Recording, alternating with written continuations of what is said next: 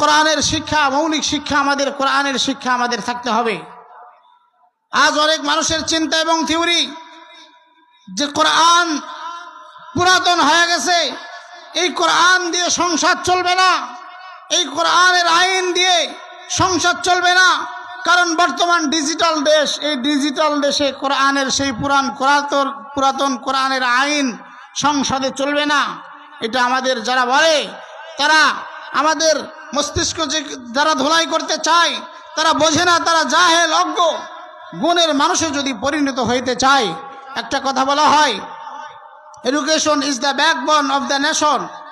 শিক্ষা জাতির মেরুদণ্ড, এই স্লোগান আমরা সকলে দেই না?